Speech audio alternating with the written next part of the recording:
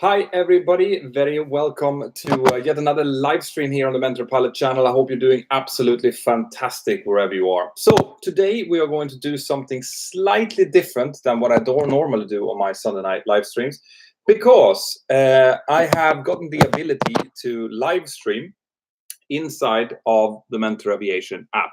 And as you can see, the red sign here just shows that the live is ongoing.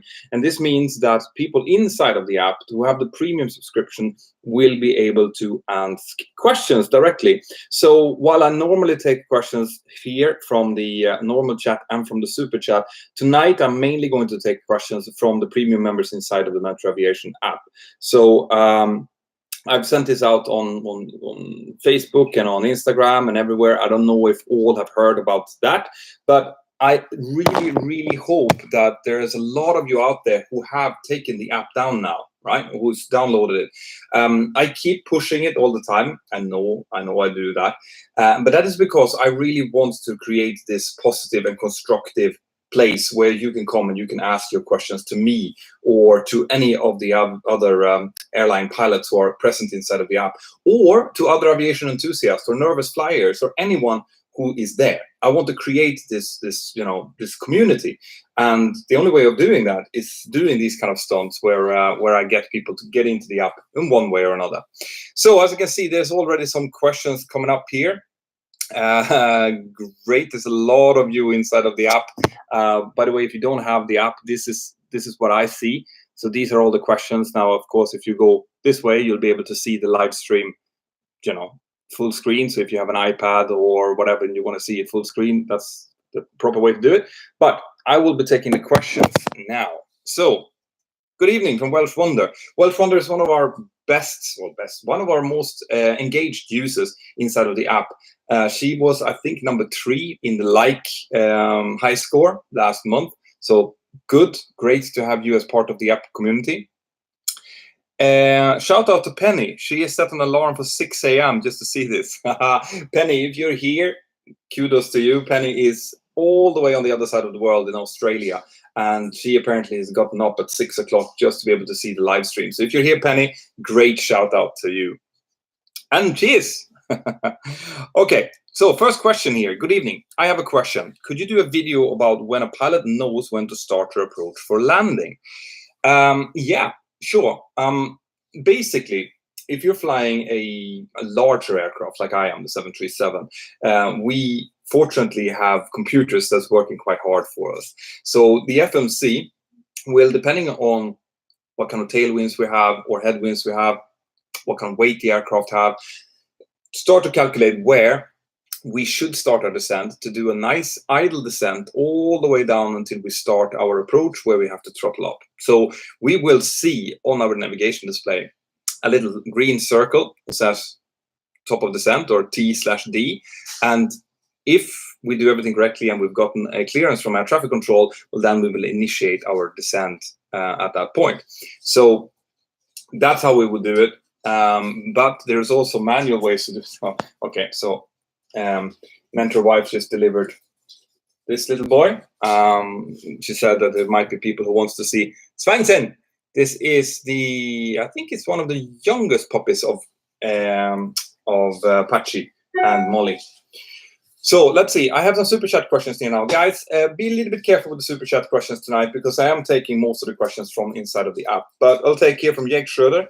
Why do most planes only fly up to 40,000 feet? Do you think that they will ever fly higher on a regular basis?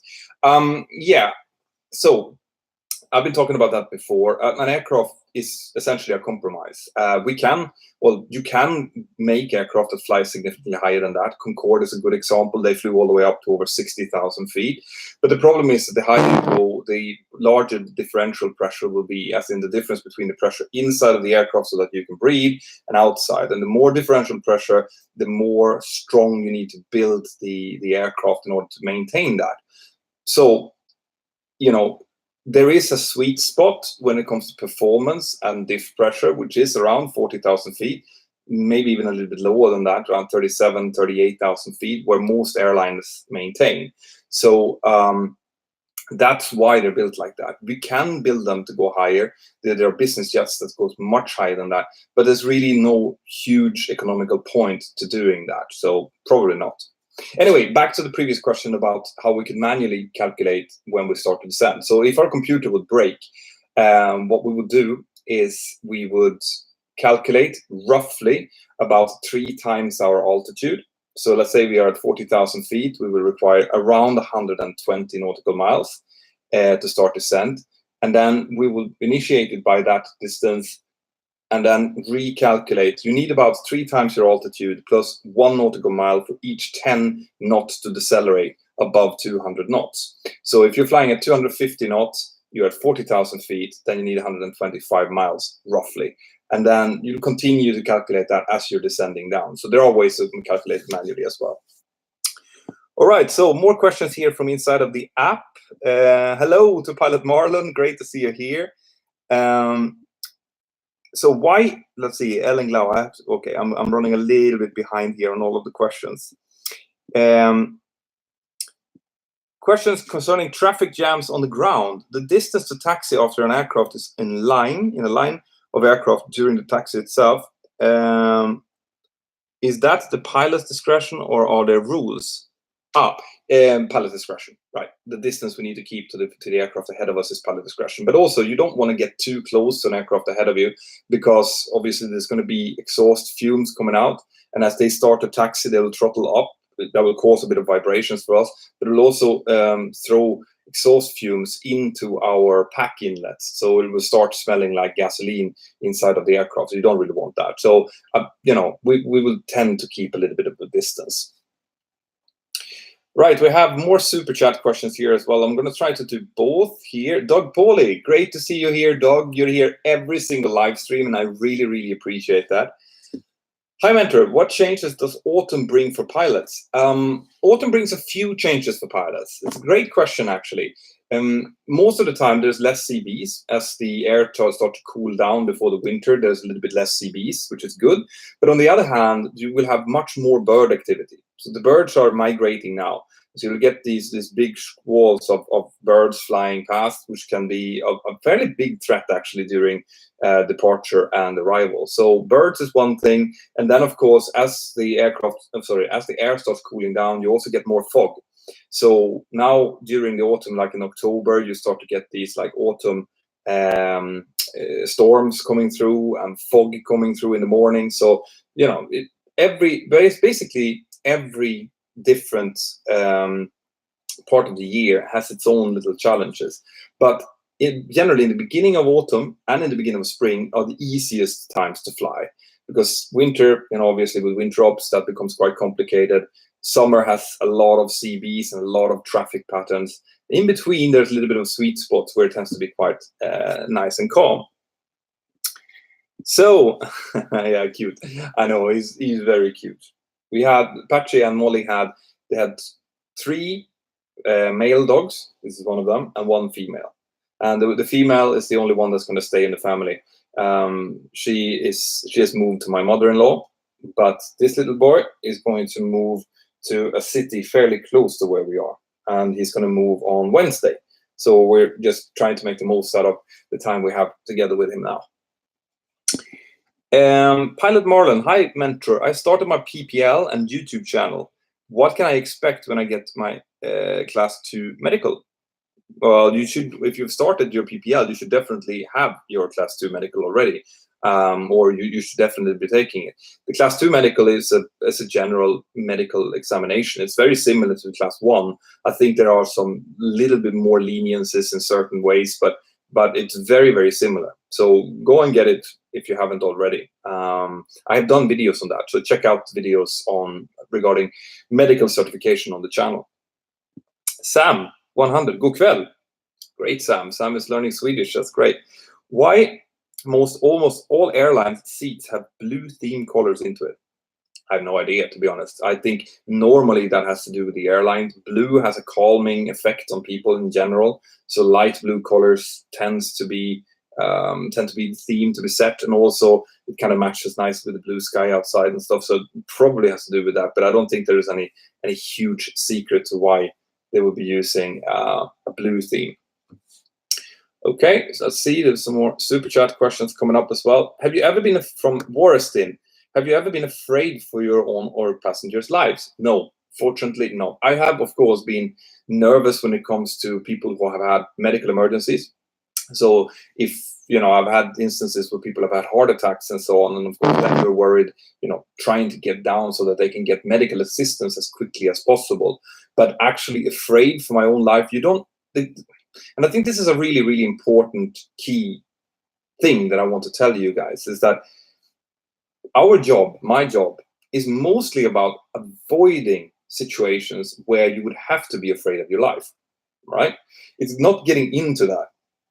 You don't push yourself into a corner, so you don't run yourself low on fuel in shit weather somewhere. You make sure that you have enough fuel when you go, or if you see that you're starting to run low on fuel and the weather is not perfect, well, then you divert early in order to not put yourself in a situation where you start to be afraid, right? So the only times that you would maybe be afraid for your own or your passengers' lives would be if something really unexpected happens. So, for example, what happened to Sully, when both engines suddenly failed just after departure, and you have to make a split decision. But then again, when you're in those kind of situations, you don't have time to be afraid. You are going to have to focus on doing what is safest at that point. And you're going to be solely focused on, okay, so how do I keep this aircraft flying? What's my speed? What's my altitude? Where can I go? And you won't have time to think about it. You'll probably be more afraid once you've landed, once you're down. And then you're going to start thinking, oh shit, where are everybody? You know, what can I do? Have I done everything correctly? But in the moment when something critical happens, you will be fully focused on that. Flyer Tom, hi Peter, first time watching this in the app. Well, great.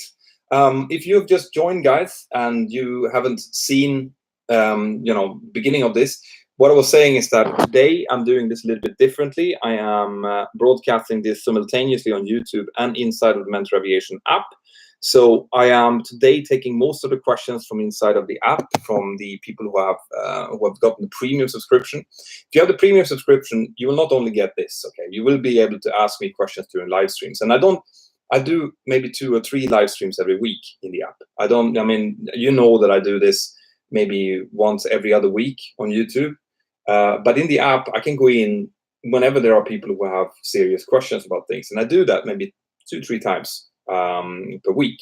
And if you have this premium subscription, you can ask questions. Everyone can watch it live, but only the premium subscribers can actually ask questions. But you'll also get special videos. So when I do things like vlogs or things that I don't want to release on the app for one reason or another, on the channel for one reason or another, then I'll release that on the app. And that's also premium kind of content. Wait, up. You want to get down? Peluche. There we go. So, right, see, there's another couple of super chat questions here that I've missed. Guys, like, once again, not too much emphasis on super chat questions today because I'm taking questions in the app, but I'll take the ones that I see. What's the best way to fund training? How did you? Well, I was fortunate enough to get into a government-sponsored program in Sweden. Okay, I know that there are not too many of those. There's one in Sweden, there's one in France, I think there's one in Finland and possibly Norway. But the best way of funding is going to be up to, depending on what your family situation is, okay? At the moment, there's no great funding scheme. There are places like Wizz Air, for example, have some kind of funded scheme where if you go in through their school, they will kind of give you access to a loan that you will have to repay later on. There are fully funded programs as well. I think Aer Lingus has one of those. I think British Airways does as well. Air France does as well.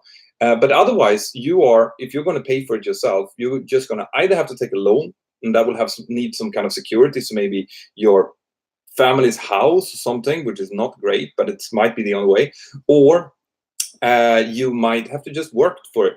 Do the modular way. Go out, work, save your money, use the money to do flying lessons, and it will take you time, but you will be able to get there, okay? What is best?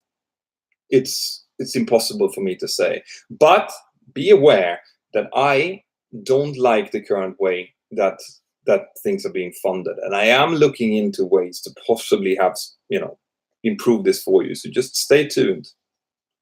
Right, more questions from inside of the app here. iPod is asking a great question here. Let's see if I've missed that. Good afternoon. My question is, I am 40 years old. In your opinion, is that too old to start flight school training? This is one of the most common questions that I get on this channel. All right. I've done dedicated videos to explain exactly this. So I'm not going to go into great detail. I want you to go in and just search for "Am I too old?" Mentor, and you'll find that video. Okay. The answer to it is no. Okay. But there are caveats to it. There are airlines out there that, you know, you're not going to find an airline that say that they don't take in people over a certain age, but generally they will start, you know, there might be constraints when you're starting to be up towards your 50s because of just the time you have available to work, basically. But that's not really what stops people from becoming pilots at an older age.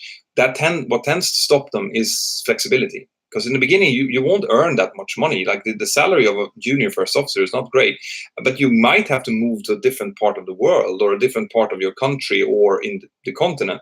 So the flexibility when you start to go over 40, when you start maybe have your own family and you settled in your ways, it's going to make it harder. Okay, but I've met people who've been train drivers up until they were 50 and then switched over to become a pilot at 53 and started a career there. So it is possible, but you have to be aware of what might be asked from you. Okay.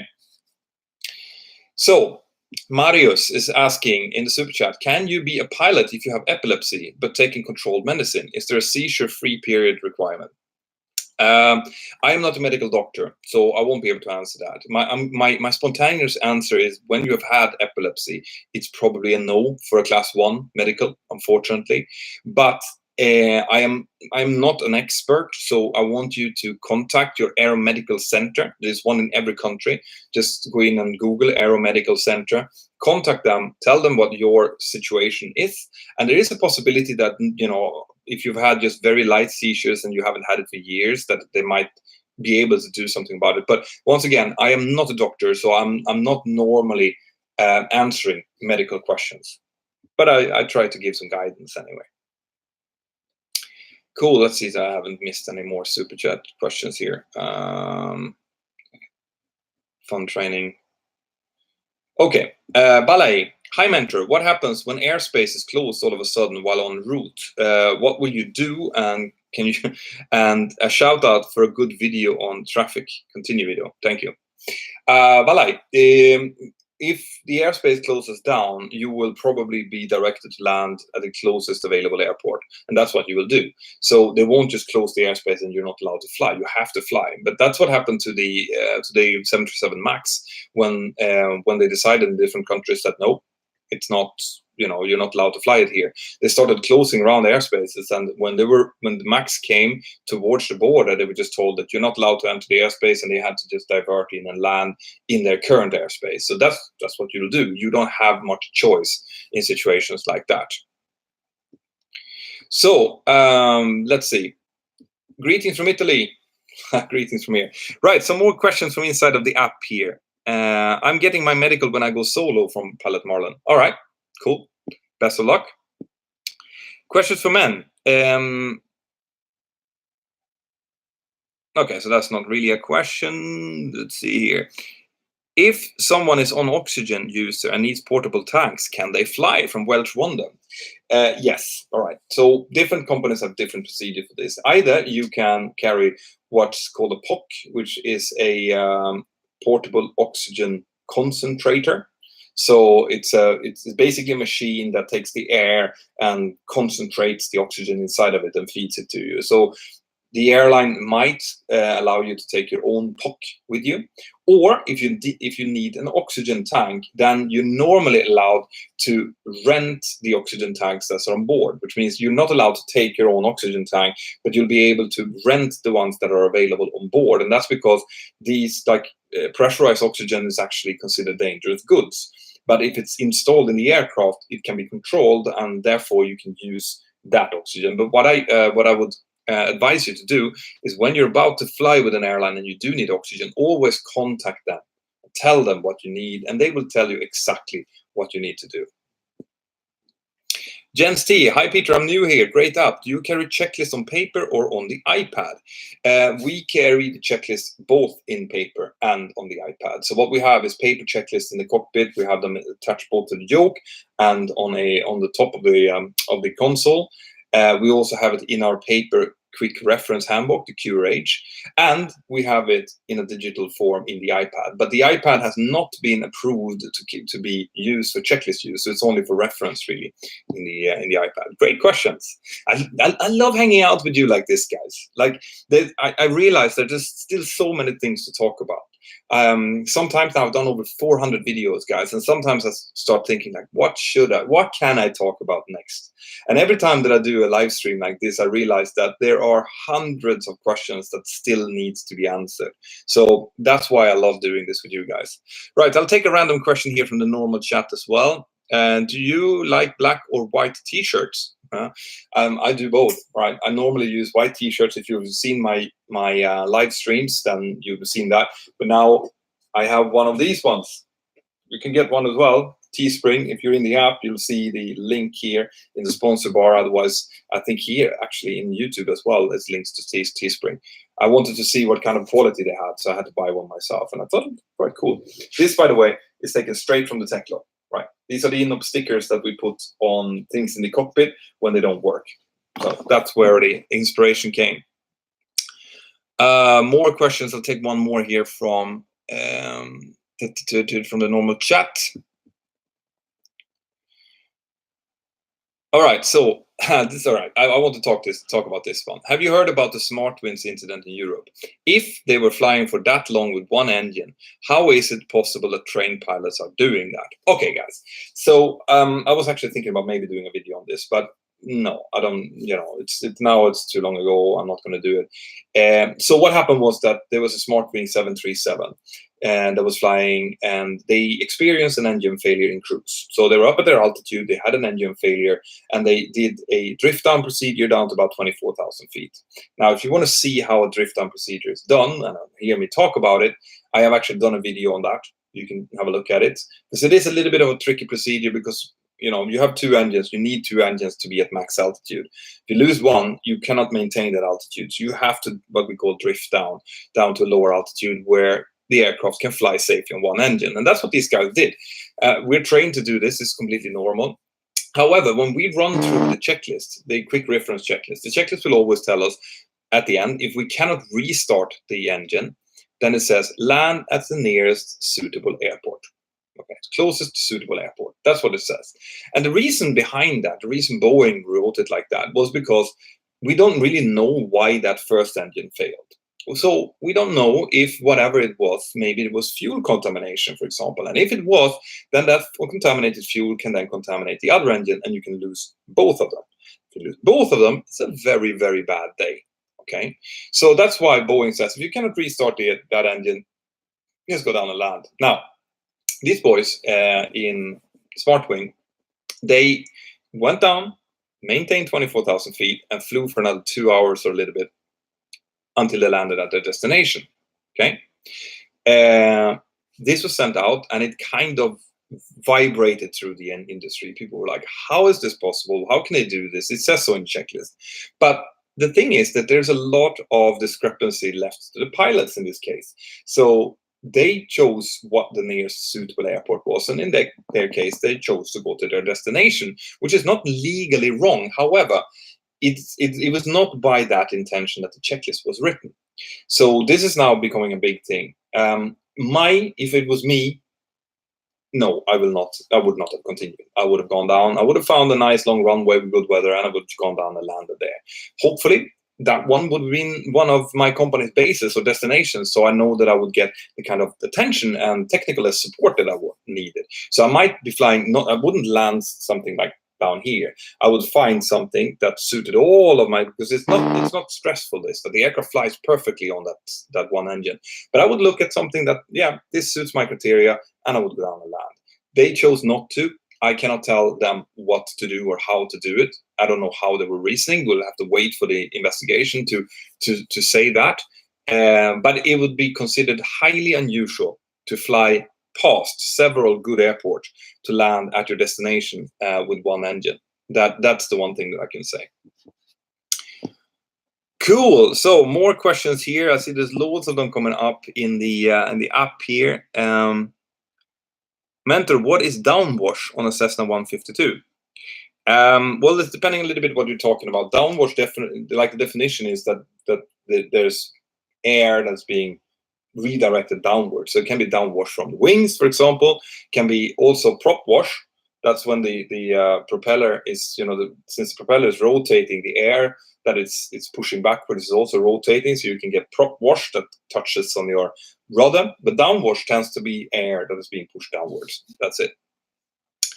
Right, some super chat questions here coming up. Let's see. Originally asked by 6Tech Gaming 6.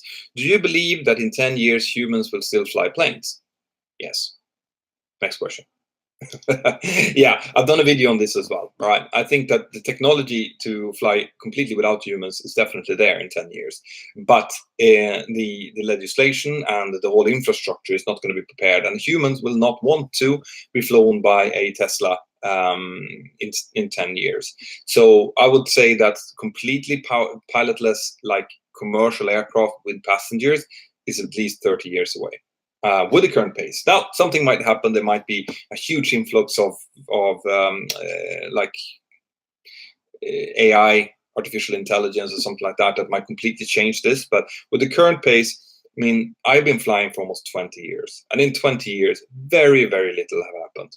We're talking a little bit of RNAV approaches, GLS approaches have come in, a little bit of, some smaller stuff like that. But generally, 20 years ago, I would recognize the way that I'm flying now without a problem.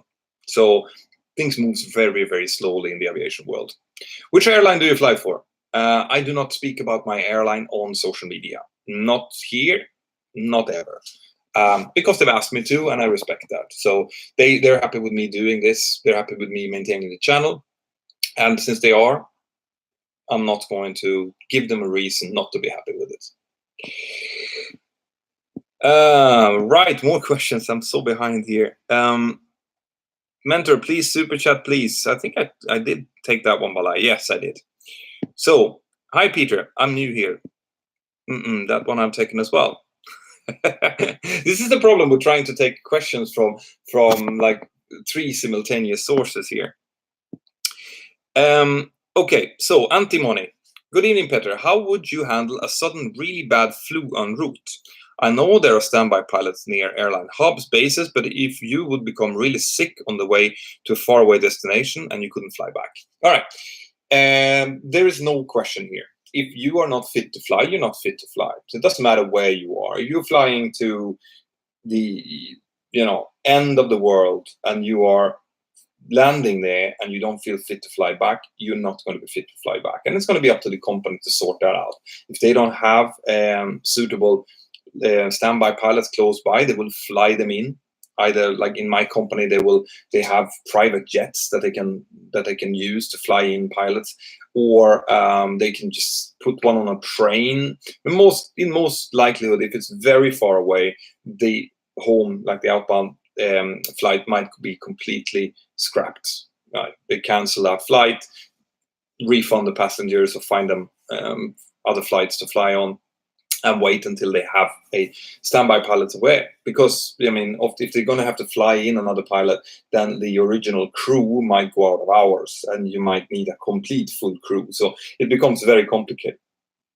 Now, I'm sure, I don't know if you've all seen it, but there was a news article out. I actually pushed it here in the app, or my friends, my other admins did, where I think it was an EasyJet flight, where a guy who was working for EasyJet, but it was on off days, was flying as a passenger, and then this happened. So the original pilot didn't show up for whatever reason, and this pilot basically just volunteered to fly the aircraft. He was described as a hero. It was a great thing to do. Not very uncommon, though, should be said. I've done that myself. I actually was home on holiday up in northern Sweden, and my airline only flies like once a week up to that place, and I was going to deadhead as passive crew back. My family was flying as passengers. I was going to deadhead back. And when I was in security in Skellefteå, which this was, then the dispatcher came and was like, listen, you're a captain, yeah? Yeah. Can you fly? Do you think you can fly the aircraft back? And I said, yeah, sure. I mean, that's what we do. When you're passive crew, you always have to be fit to fly. You have to be in uniform. You have to be, available to fly. Now, it never happens, ever. This is the first time I've ever heard of it. So I came out, it turned out that exactly this had happened. The captain had turned ill. He had to take an ambulance, go to the hospital and check out what was wrong with him. And there was no captain. But of course, since I was there and I was flying back, the only thing I needed to do was to brief the crew, talk to the first officer, check the weather, check on the fuel. Off we went. It was, for me, it was not a big deal. But of course, if I wouldn't have been there, this was just a fluke that I ended up being there. Then that flight would have been cancelled for sure, because there was been no way to find a pilot up there at that point. So it does happen.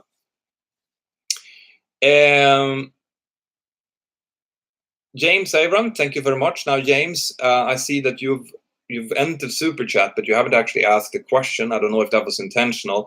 If it wasn't, if you have a question, then go into the Mentour Aviation app, go to the submit feedback function, and then just write Super Chat and your question, and I'll answer it to you, okay?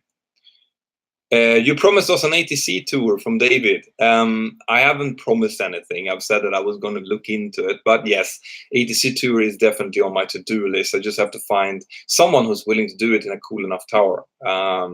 I don't think I can break Captain Joe's tour in Los Angeles, in New York, I think it was. But we'll see. How do you train hand flying skills? Yeah, good, great question. So first of all, the proper hand flying skills, as in doing raw data approaches or doing circuits and stuff, we don't do that in the aircraft. That we only do once on our base training after our type rating, and then after that, you're not going to do it anymore, because you don't want to, with passengers, train these kind of things where there's a high likelihood that you might make a mess out of it. So every time we're in the simulator, we are being allocated part of the training as hand flying, okay?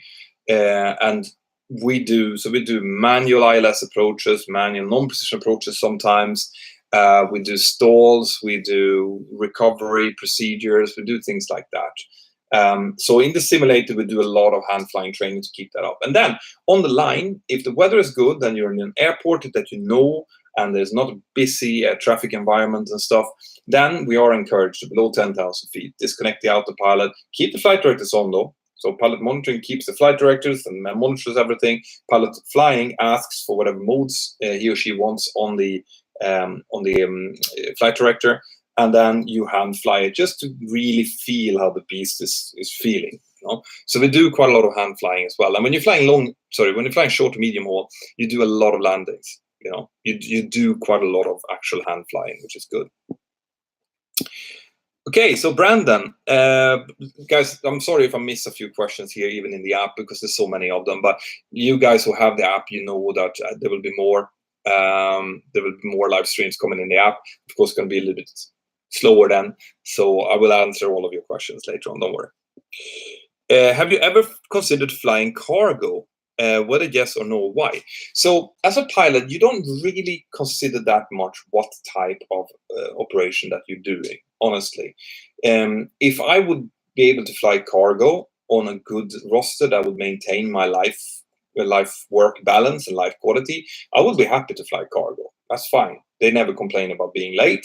There's no problems with slots, nothing like that, okay? The problem with flying cargo generally is that you do that nighttime. Okay, very, very few cargo companies will have nice kind of daytime rosters, because the cargo typically includes mail that is being sorted during the day, that is then being sent to whatever DHL or whatever it might be, the cargo company that you work for. And during the night, they're being flown over to where they're going so that they can be sent out in the morning. Okay, so flying cargo tends to be a lot of very, very late nights, early mornings, hard roster.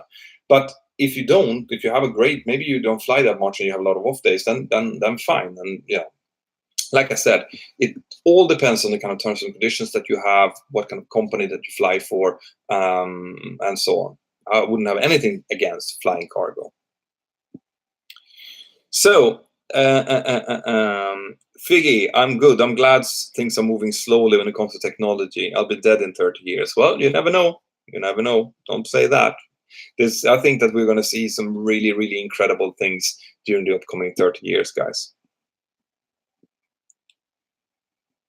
So, Dr. J, Mentor, just getting the FAA to accept GPS now has moved glacially. So forget about autonomous aircraft. Yeah, I know. That's what I'm saying. Everyone's like, yeah, but they're even self-driving cars now. You'd never have thought that. And my answer to that is that, yeah, well, first of all, they haven't even been approved to fly to drive completely autonomously on the roads. And things move like bullet pace when it comes to cars if you compare it to aircraft. I mean, the 737 essentially was 60s technology. That's 50 years ago. Our overhead panel, even on the 737 MAX, looks exactly the same as it did on like the 200. So the fact that we would just suddenly like jump into this cockpit without any buttons on it, and it would be a computer that completely does things, especially after having seen how computers do things and how often, and I'm saying every second flight they make a mistake. No, not worried about that.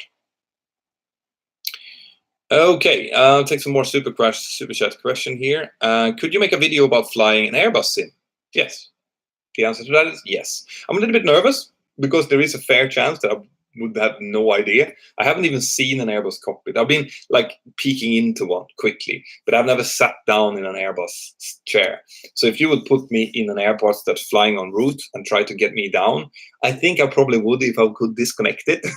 But I have no idea how the Airbus works. All right. So that's why I would love to try it, but I'm not sure I would love to have it on video when I do. We shall see what happens. How would you handle another 9/11? I know this is an insane question. How do you think you would handle it? But me personally, I mean, the people involved here couldn't handle anything. The pilots were likely murdered, so they couldn't do anything. I mean, now we have procedures to make sure that no one gets into the cockpit. That's why you guys can't get in and visit us during flights, which sucks. But this is the reason for that. So, as with everything in aviation, we try to, when something horrible happens, and then we adapt our procedures for it. So, how I would deal with it, I would land, get my passengers off as quickly as possible until we know what's going on. But that's all we can do, really. Dominic Pirek. Hi, what would you say about few weeks old case where the Czech airline called SmartWings flew? Yeah, that's the one I just discussed. All right. I don't know if you were here when I discussed it. Like I said, if it was up to me, I would probably have landed on the nearest suitable airfield. Might not have been the closest one, but it would definitely be within 2 hours flight. But we will have to see how they were, how they thought, what their thought process was when they did all of this. More questions from the app here. So once again, guys, I really hope that you have the Mentour Aviation app. Now, this is how it looks for me when people are asking me questions. All of these people that are in here now, they are the premium members that can ask questions. But everyone who has the app, which is completely free to download, can see this app live stream. And most of the times when I do live streams now, guys, I do it inside of the app. I don't do it here on YouTube. I do it on YouTube once, maybe twice a month or something like that. And that's because I don't want to kind of fill up the YouTube content with a lot of live streams, because I know a lot of people don't want to see the live streams. That's why I wanted a dedicated forum, which is the app, where I can do live streams whenever I feel like. So get the app if you haven't already. So let's see, more questions then from the app. Flight Commander, you skipped my question. Mentor, I was wondering why, that's what I said, I can't do all of them. Why do you think there's so many YouTubers in the aviation world than there was 5 years ago? Great question. So I think that the fact that me and Joe and I think a guy called Captain Scott in the US, that we started, I think was a catalyst for many. People saw that they could do it, that it wasn't taboo to talk about aviation, and because of that, basically anything on YouTube has to do with passion. If you think about it, if you see basically any YouTuber that you're following, really love what they're doing. I have like the Curious Droid, for example, is a YouTuber that I'm following, who just loves talking about space and space technology and what's happening and why the old satellites looked like they did and things like that. And you can see a real passion for that. He has a real passion for that. Now, aviation is one of those subjects that people really love. If you find two pilots, or if two pilots find each other in a bar, they will kind of magnet attract to each other, and then they will sit in the bar and they will just speak aviation. They will just talk aviation as soon as they're two pilots. There's a famous saying that is, how do you know that there is a pilot in a bar? And the answer to that is, he or she will tell you. Okay, and that's because we love aviation. We love what we do, and whenever you have that, it is more likely that they're also going to take that love into a public space like YouTube, like Instagram, for example. And that's what I think have happened. So 5 years ago, no one really did it. So everyone kind of thought, well, maybe we shouldn't, maybe we shouldn't be talking about these things. Then a few YouTubers came out, and then it just exploded like that, which I love. There's so many great ones out there. 74 Gear, I hope you just checked him out. A new, relatively new, has been doing for a year now, I think. American 747 pilot that does some really, really cool, funny videos. You should check him out, definitely, if you haven't already. But there's more and more of these coming, and I'm always of the opinion that I'm not competing with anyone. If 74 Gear becomes bigger than me and people are watching him, it means that it's more likely that they're going to see the next video on YouTube is going to be one of my videos, and so we will all benefit. So the more good YouTubers there are in the aviation world that teaches you something, the better it is for all of us. Cool. Please see my question above from Question for Men. Question for Men, you should know by now that, with these kind of questions, I can't really scroll that much. Just write it again if I haven't seen it. Oh, I can't go. Man, there's so many. Penny, what are your thoughts on cadet programs with an airline? Do you think they are a good idea? I've heard that it could be a waste of money, but I thought I'll get your opinion. So it depends a little bit what you mean with a cadet program. So in my view, a cadet program is a program that is part sponsored by an airline, or at least they guarantee you, they take you in, you do the screening for that program, and then if you're successful in the screening, they bring you to a cadet program and you're guaranteed a job at the end of it. And if that's the case, then that's a great thing. All right, then it's really, really good. Now, the reason people might say that it's a waste of money is if it costs a lot of money and you're in a market which is really, really hot. So 2 years ago, for example, there were jobs everywhere in the aviation industry. Okay, so there was not really a point to go in and pay £120,000 for a cadet program with EasyJet, for example. If you could do a modular course, pay €60,000 and end up with a job anyway. So that's a €60,000 difference. That's a lot of money. So that's why people tend to say it. Now, what we're seeing right now is that we passed the tip of the current economic cycle.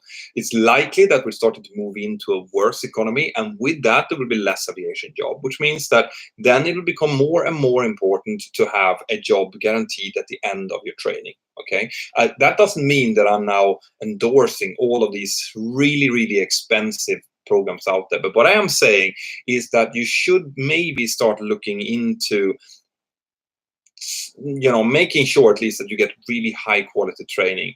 And I am working, and I can tell you right now that I am working really hard on trying to get you a lodestar to follow, try to get you a way to figure out which school is good, which school is less good, and also to solve how to finance things. Like I can't tell you what I'm doing at the moment, but I can tell you that I know that this is a problem, and I am using all my resources to try to at least partially solve this problem for you. So stay tuned. Definitely keep tuned on the channel, but also on mentorpilot.com and here in the app. Okay, as soon as I can tell you something, I will.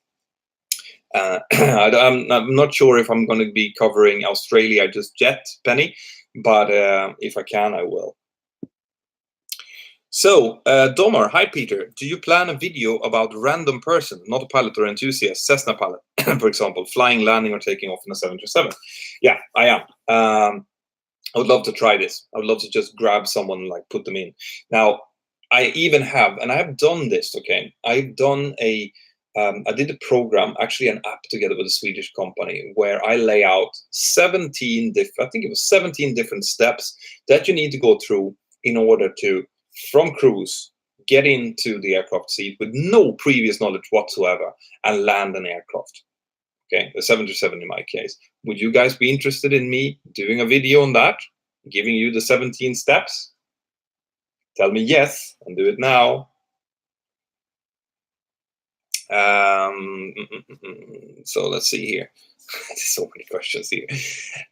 Right, so take some super chats questions before we go. Hi, I'm a medicine student and I'd like to work in the airspace field. Do you know what a doctor can do in the aviation field other than an AME?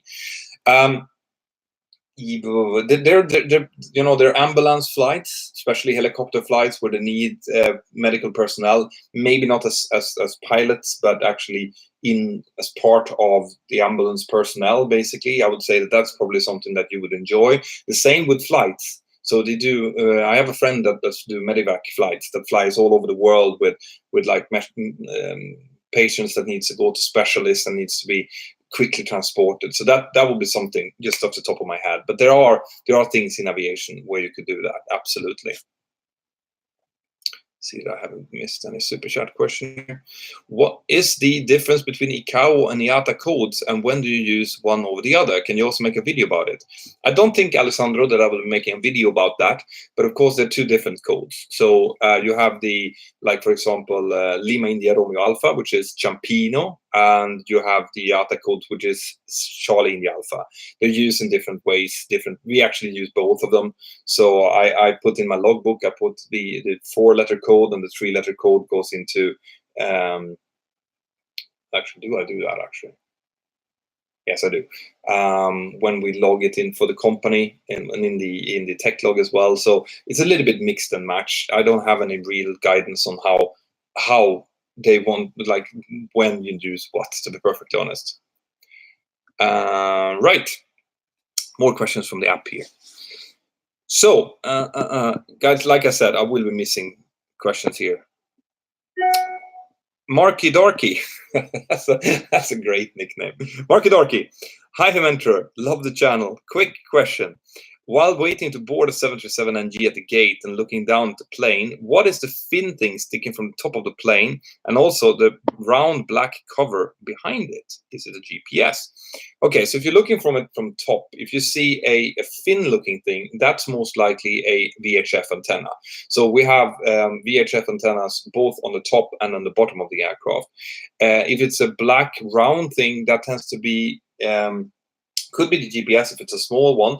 If it's a bigger kind of bump, then it's likely the Wi-Fi antenna.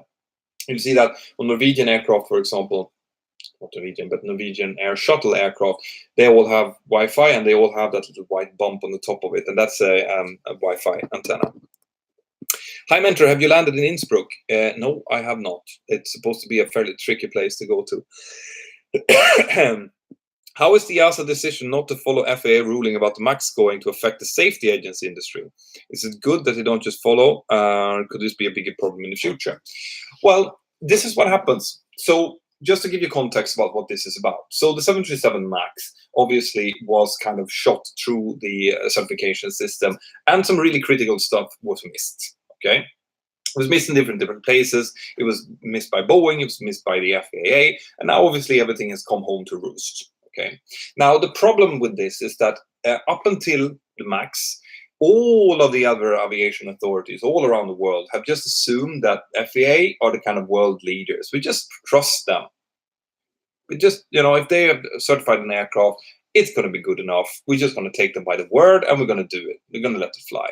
Now, since this was obviously not the case, all of the other authorities, like EASA being probably the second, kind of aviation authority in the world, have said that, well, you screw this up, we better have to look a bit more careful. This is going to look more carefully on the MAX. They've even talked about, making sure that the MAX is demonstrated to fly well without MCAS working. So if MCAS is completely taken away, make sure that you can do all of the critical maneuvers that needs to be done, which I think is great, because I think that will be needed for the general public to regain trust in the MAX. a lot of rumors out there saying now the Max can't fly, right? Without the computers, the Max is just going to fall to the ground, which is it's rubbish. Of course it's going to fly. It's going to fly well, and they will be able to show that as well. So I think it's a good thing that they go out and they test it without the MCAS. Now, for future reference, yes, I do think that the certification for Boeing and also for Airbus is going to take a bit longer, since if all countries are going to have to do their own certification. But eventually, they will come to a consensus again for economical reasons. It has to work. They probably will just send people over and check out each other's agencies and how we do things, and then eventually we'll go back to how it was before. But these things are not forgotten. Right? You will not have another case of this happening, I hope, ever again, because they learned their lessons. Okay. More questions. I'll take one random here. Are you fly the current 737 MAX? I won't be afraid to fly it when it comes back, because it will be the most checked aircraft in the history of aviation. Like it will be like flight. There won't be a single switch or single system that they haven't triple checked. So no, when it comes back and it's certified fully, I will not be afraid to fly it at all. I can see a Rubik's Cube by the window being solved. Did you do that? People. No, that's my genius wife. All right, she has apparently found a way to solve the Rubik's Cube. She was all excited 2 days ago when I came home, and she's like, mix it up, and I mixed it up, and it took her like 5 minutes to get it solved again. So she solved it. And if you want to talk to her, it's at Mentour Wife, right? Send her a few messages after the live stream. Okay, so over the cloud saying that's lagging. It might be my kids are playing their new Xbox, and they're using the internet to do so. So that might take a little bit of my now awesome internet. I hope not. So, Mentor, what is the maximum height that a bird strike can occur?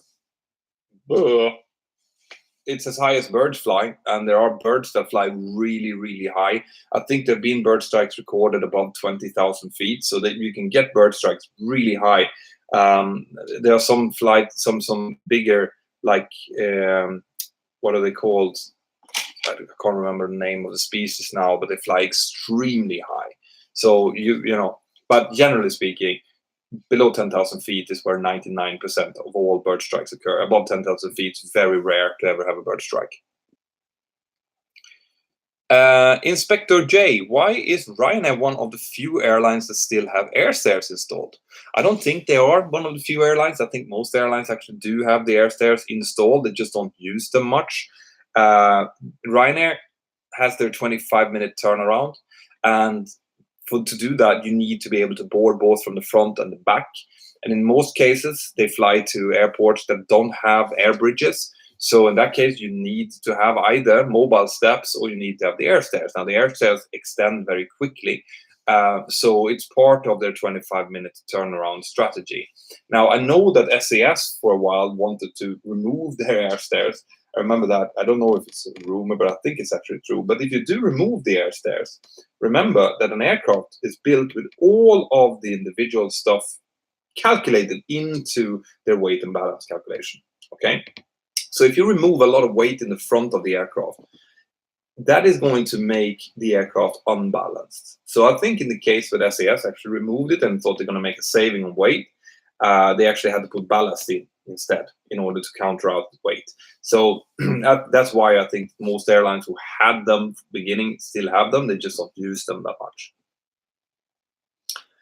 Marius Aukam, I was hoping that I wouldn't get this question. All right. So what's your view on flat Earth? All right. I actually had this discussion. I was flying out of Birmingham for 2 days, and I have to say, if you're from Birmingham, good for you, man. There was really nice people in Birmingham. Like, I was so happily surprised over how nice people were there. But I was flying out of Birmingham. We flew down to Byczkosz in Poland, and flying back, we started talking about these things. And he was such an avid, you could see how the veins popped out in his face whenever you mentioned flat earthers. Now, this is what I think. All right, I think that it's healthy to be skeptical. All right, it's healthy to question things, but when I say that, I mean that it's healthy to question stuff. Like if you need read one newspaper about a political event and it says that Trump is an idiot, and then you read another newspaper and it says Trump is fantastic. Well, then you read a few more newspapers to see where the truth lies, somewhere in there. But you have to be critical of what you read. It's probably so that it's not completely true, any of these things. All right, so that's what I mean by being critical. You need to know where to be critical. That doesn't mean that you should be critical about established facts. Okay, so ever since Copernicus or Galileo Galilei, we have known that we live on a sphere, right? It's not a perfect globe. It's I used to know the word for this, but basically it's a little bit oval shaped, okay? Just like the moon that you can see with your own eyes, that it's round, and if you have a telescope, you can see it. You can go out, you can stand on a pier, and you can watch a ship disappear straight out, and as it disappears, or as it goes further and further out, you will see less and less of the ship as it moves over the curvature of the Earth. These are things that you can do by yourself, just checking it out, right? You can see it at the bottom of a well. If you have a well that is deep enough, you can also check it with a laser. I think there are like millions of ways that you can see that the Earth is round. So flat earthers out there, they're wrong. Okay, and I don't want to spend any more time on it. I realize that this part of a community, and it's great to have a conspiracy theory that we can all kind of gather around and sit with tinfoil hats and be happy about, but it's wrong. So I'm not going to spend more. Now I'm probably going to get like 10,000 hate mails just because I'm saying that, but there's just no two ways around it. And we don't, like, scientists, they don't want to sit and discuss with a flat earther because it is literally like speaking to a child, trying to convince a child about something when they should know better. And that's why they don't really engage in that, because they actually have jobs to do, and that is about curing diseases or finding new particles and stuff like that. They don't want to sit and talk about if the Earth is flat and if there's a big giant ice wall where Antarctica is. No. Ugh. So cool, more questions. What is the main subject to be good at math? So what is the main reasons I get to be good at math? So yes, you have to be good at math, or reasonably good at math, in order to, first of all, get through the training. Because you'll be doing things like trigonometry when you're flying a DME arc. Try to, you have the distance to the DME. How much do you need to turn in order to maintain a DME arc at this distance? Trigonometry like that, you have to be able to do fairly quickly. We are also doing things like the mathematical formulas that I said in the beginning. When you're calculating your descent rate, how much do I need to be able to descend per minute in order to reach that point at a certain time from now, at a certain distance, for example. So we do kind of calculations continuously. Now, these are not like really, really hard calculations. It's not like the calculations you would need in order to calculate the structural integrity of a building or anything like that. But you do need to be fairly quick on your feet when it comes to mathematics. And same with physics. In order to understand all of the subjects, it's all about physics flying, right? So in order to understand that, you need to be fairly good at that as well. And the only way that the companies will know that you are good at these things is by checking your grades. So this is why I keep telling you guys that you need to be up to date on maths and physics. So some super chat questions here. Well response, thanks. They're all. Recommendations for CPL MIR integrated courses. Do you mean schools? At the moment, I'm going to kind of not say too much about what schools you should be going to. All right. Eventually, I will be. Eventually, I will be able to tell you which schools you should go to. I will not tell you which schools you shouldn't go to, but I will work on the easier side of it, which is to choose schools that are good to go to. Okay, so other recommendations is just you are going to need time, and you are going to need to focus hard when it comes to doing these things. Like, it's going to be hard work to get through the CPL IRME stage. Be aware of that and enjoy it. Remember to take a day off now and then and just marvel of the fact that you're able to train to get into this fantastic industry. Sean Reedy, hi Mentor. An albatross is the name of the bird that you were talking. I think that it can fly as high as 40,000 feet. Yeah, I wasn't actually thinking about an albatross because I think that there are some, you know, those birds that eat carcasses. What are they called now? Anyway, they can even. I think they can fly even higher. Some of them, but yes, sure. Albatrosses can fly. You know, if you can fly up to 40,000 feet, you can fly as high as we do. So you don't need another bird in that case. What do you think about Cirrus aircraft and caps? So Cirrus aircraft is a great aircraft. Caps, is that the parachute system? It's good if it's been proven to work. I don't see any problems with it. I think it saved a lot of lives actually so far. So back to the app now, guys. I've also done this for an hour now, so I think I'm going to cut this short soon. I can help you with the Rubik's Cube from Pilot Marlon. Well, thank you. Love your content. Keep up the good work. Thank you. Let's see.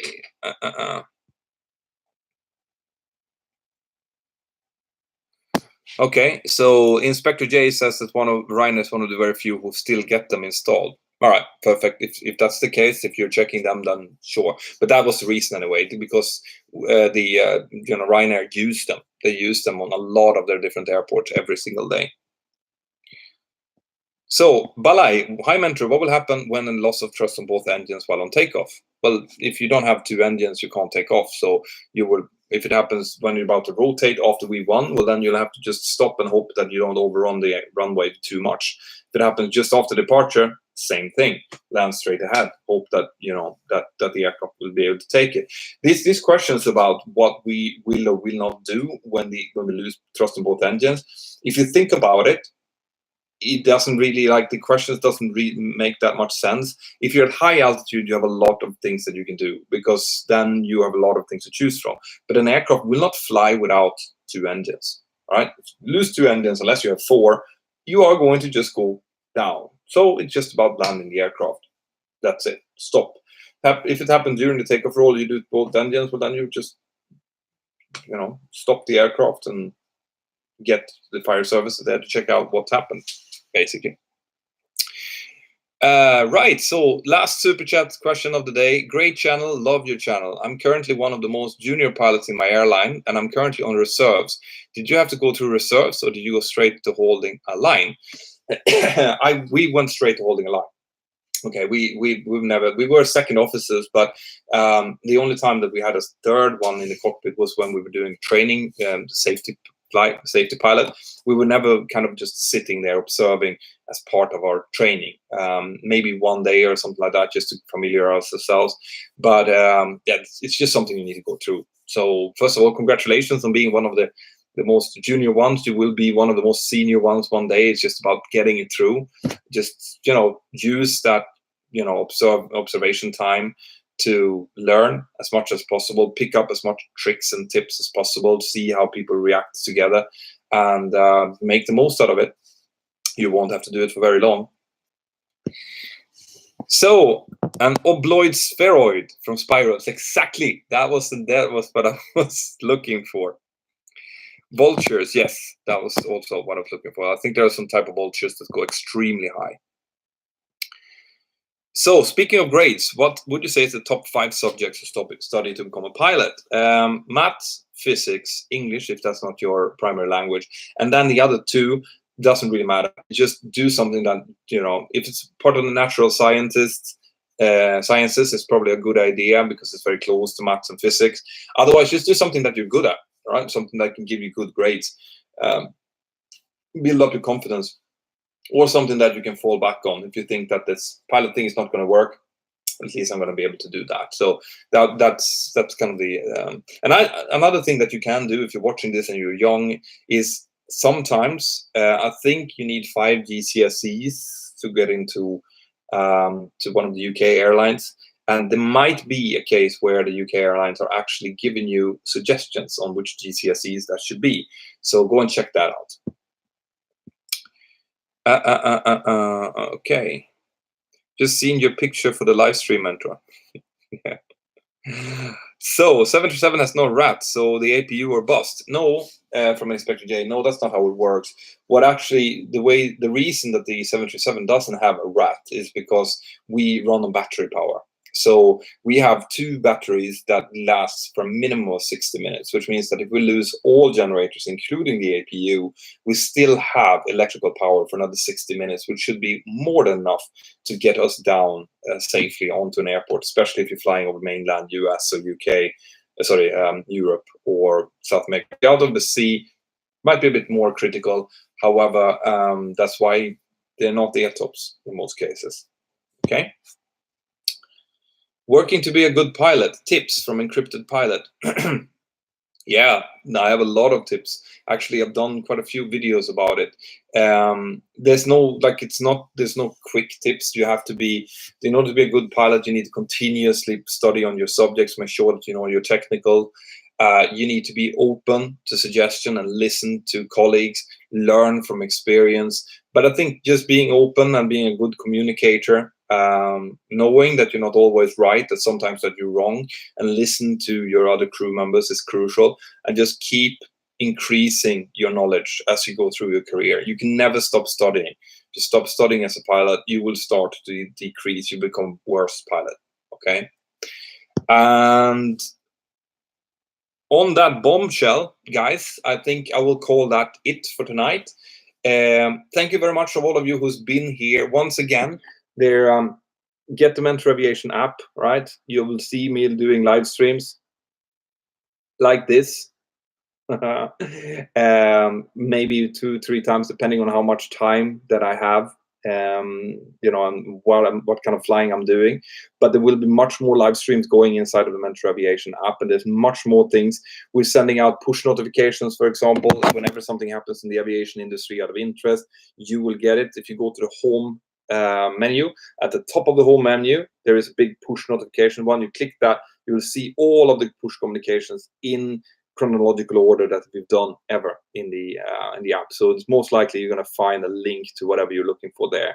There's also forums for nervous flyers, for American pilots, for student pilots, for basically anything, and you can suggest more forum if you think that there's something that's missing. So come in, help us maintain this great community, make it better together. And if you want to do these kind of things, ask questions, see special material, and watch the full profiles of the other users of the app, well then go into settings and get the premium today. Okay, that's all I had for today, guys. Not sure exactly how to end this thing here, but because it's a completely new screen for me. Have an absolutely fantastic day wherever you are, guys, and I'll see you next time. Bye-bye.